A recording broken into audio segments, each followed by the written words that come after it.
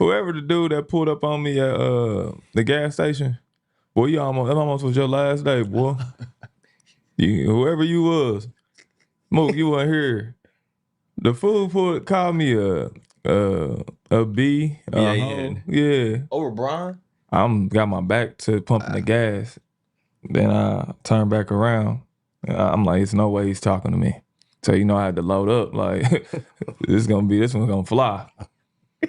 Okay. Then he looked back. He like, yeah, you a snitch.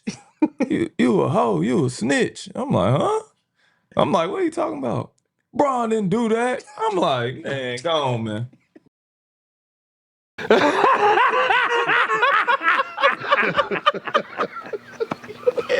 And it's just basketball.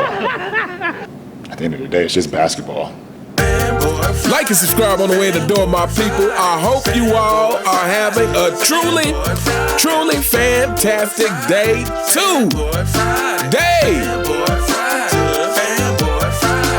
Fanboys,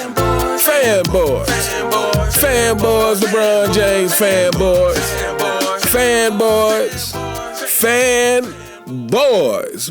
Wow, you guys are ridiculous. So, you saw the clip at the beginning of the video, people. Jeff Teague, who made a statement about LeBron James using PEDs, and who quickly backtracked on that statement, who decided to gaslight everybody and pretend like, hey, man, I was just joking. You can't take a joke, man. Y'all guys are being weird. Jeff Teague was threatened. He was threatened by LeBron James fanboy over his comments because, my goodness, if LeBron James gets found out to be on PEDs, it would be all over. So a guy rolled up on Jeff Teague at the gas station and called him a B. And said he was snitching on LeBron James. Hey, fanboys, let me cue you in on something. If you say that Jeff Teague is snitching on LeBron James, you are implying that he is telling the truth about LeBron James. He didn't come up and say, stop lying on LeBron James. He said, stop snitching on LeBron James. Fanboys, you guys are about as pathetic as it could possibly get. And so this happened to Jeff Teague. Now, mind you, before I came across that video of Jeff Teague saying that, I was actually watching a Fanboy channel. I'm not going to mention this Fanboy's channel's name, but I was watching it, and he was actually threatening Dreamers Pro. Like, he was threatening to put hands on Dreamers Pro. Now, I'm not going to at Dreamers Pro on this because, if you are a content creator who tells the truth, you get used to dealing with LeBron James fanboys and the whole emotional mess that they are. But he was threatening to put hands on Dreamers Pro. And I was just like, wow, it got me thinking. So, fanboys, this episode is for you guys. I got some questions for you guys. Couple of questions. First of all, why would you jeopardize your life to defend LeBron James? And secondly, what are you defending? Like, what is it that you are defending? I think I got some answers, some possible answers for these questions, but if you guys want to get in the comments and give an explanation for why you would put your life on the line, because trust me, running up on a stranger and hurling insults, you don't know how far that could go. It could go all the way. It could be your last day on earth for running up on a stranger or running up on someone you don't know trying to confront them about LeBron James. So what would make you do that? What is it about LeBron James that makes you want to put your life on the line, that makes you create R&B songs for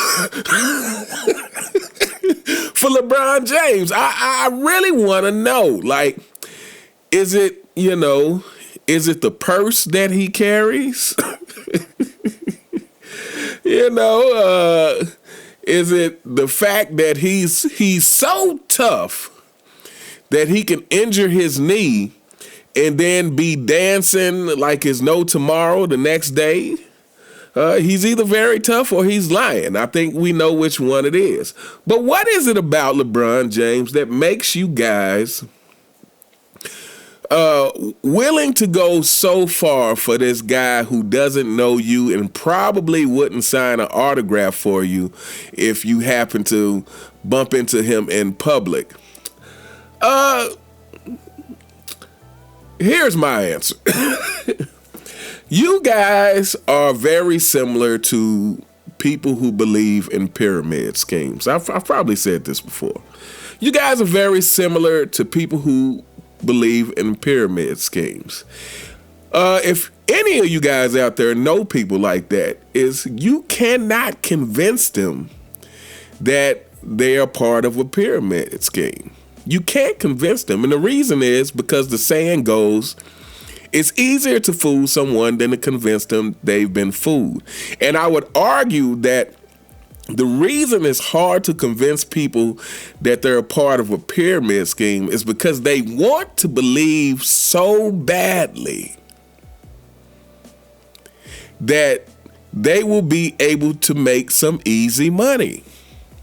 Because the premise of a pyramid scheme is it's easy money. It's like, hey, man, you just sign up for this, and then you get 10 people working for you, and those 10 people get 10 people working for them, and before you know it, you got 2,000 people under you, and you're a trillionaire. It's just that simple.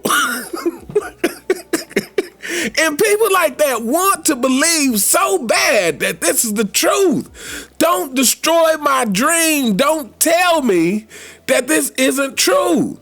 And this is why you can't convince them otherwise. And people who are fanboys of LeBron James are very similar. I believe they defend LeBron James because they are defending their dream of being able to get things with ease. This is why they defend LeBron James. Like, this is why they don't see a problem with him forming super teams, because they would form super teams themselves to get championships. They don't want to grind. They want to believe that they can have success as easy as possible. This is what they want. This is what they are defending. This is why they defend all the excuses, because they themselves believe in those excuses. And that leads to it's two types of people. It's the type of person that believes that their success is dictated by their circumstances, and it's the type of people who believe that they dictate what their circumstances will be. And we know which one LeBron James fans are versus Michael Jordan fans. Michael Jordan is the kind of person who he says, I'm going to dictate what my circumstances will be by starting with me. I'm going to work on my skills and develop them to the utmost. I'm going to get these fundamentals down so that it makes my athleticism even more great, because I'm fundamentally sound. So the athleticism is just the cherries on top. Okay, and then once I get my personal skills maxed out, a 99 in everything, then I'm going to work on my leadership skills. I'm going to work on getting my team to, and here's the thing. People say Michael Jordan was a harsh leader, but the fact of the matter actually is Michael Jordan was hard on the people who he had to be hard on. If you ever heard Randy Brown talk, Randy Brown said Michael Jordan didn't ever have to yell at him like that. Michael Jordan would just say, hey, you're not doing your job, Randy. And that's all he had to say for Randy Brown. So when people just make a blanket statement by saying Michael Jordan was an a-hole, he was an a-hole to some of his teammates because he did whatever he had to do to get you motivated to play your 100%.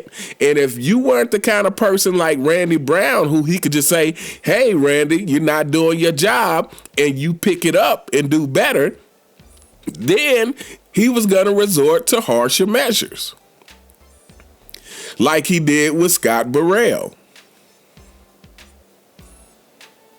But at the end of the day, Michael Jordan is the kind of person who dictates his circumstances. He doesn't let the circumstances dictate how far he can go. But LeBron James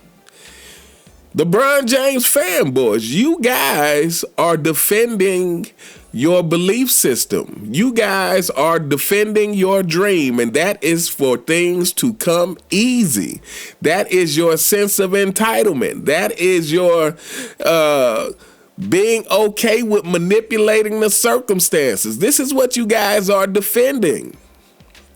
There's no way around it. You can get in my comments and you can tell me about every stat that you can recite from LeBron James. That means nothing. Because for you to still support the guy, knowing everything that is known about the guy, including the Unclutch Sports campaign, how could you support someone who is campaigning to be the GOAT?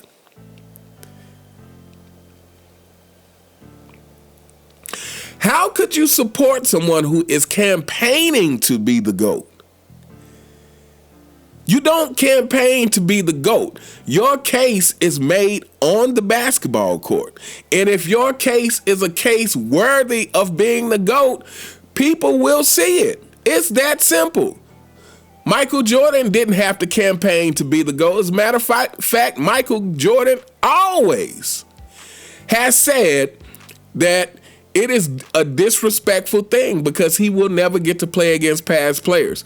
But even more importantly than that is Michael Jordan understood that his game indeed spoke for itself. He didn't have to say anything because how he played the game is what made people start to call him the GOAT. And here's the deal. LeBron James fanboys, this is something that you guys, I know is too nuanced of a thing for you guys to ever understand, which is why you have the stupid conversations like, oh, well, if it's about championships, then it's Bill Russell. And if it's about this, then it's Robert Horry. And if it's about this, no. It is about something that can't be put into one category. LeBron James fanboys. Michael Jordan was seen as the best player before he won a championship. People in the NBA were saying he was the best player they have ever seen. And this is actually what it's about. Is he was already considered the best player they've ever seen. So once he got the accolades and the championships and the collection of stuff, it's not just the 6 championships. It is the 9-time first team all defense. It is the 10 scoring titles. It is the 3 steal titles. It is the MVPs and the finals MVPs. It is the fact that he's played 82 games 9 times, fanboys. That is actually a part of it, believe it or not. The fact that he showed up to work each and every night is actually a part of his GOATness. Would you believe that, LeBron James fanboys? Would you believe showing up versus load managing every single year, and now you're in year 22 talking about longevity while you have only played 82 games 1 time in your whole basketball career?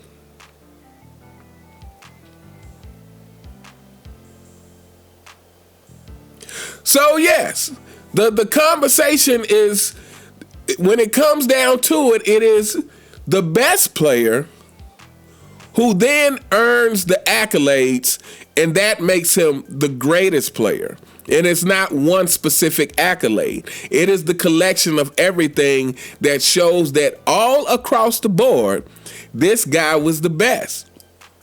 Again, playing both ends of the ball, offense and defense, being elite at both ends of the ball.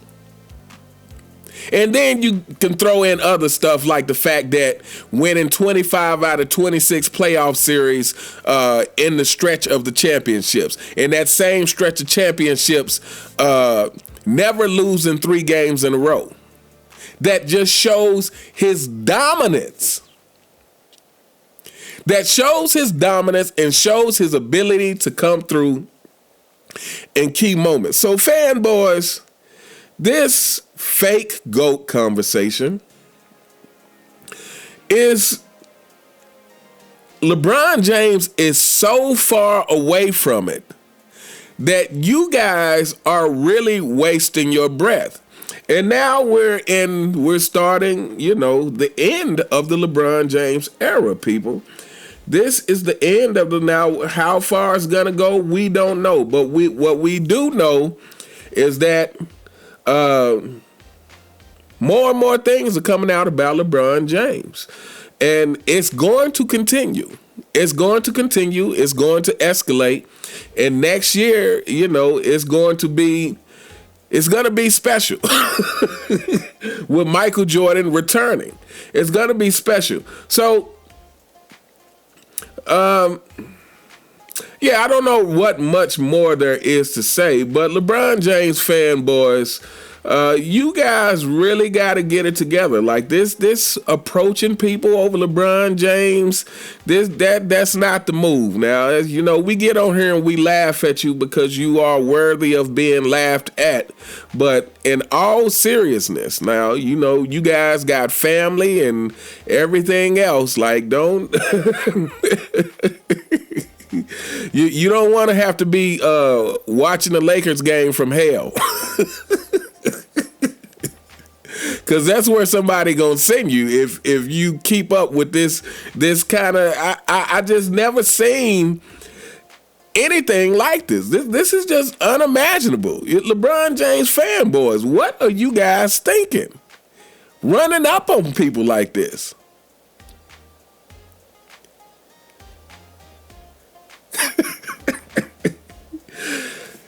Wow, people, we are in some different times. We are in some different times, my people. But anyway, we're going to hold up here. Let me know what you guys think in the comments. What do you think of Jeff Teague being ran up on by a LeBron James fanboy saying, hey, you snitching on LeBron? He didn't say you stop lying on LeBron. He said stop snitching on LeBron. LeBron James fanboys, I don't know what else to say to you guys except, Let me know what you guys think in the comments. You all have a truly fantastic day, and I'll see you next time. All right.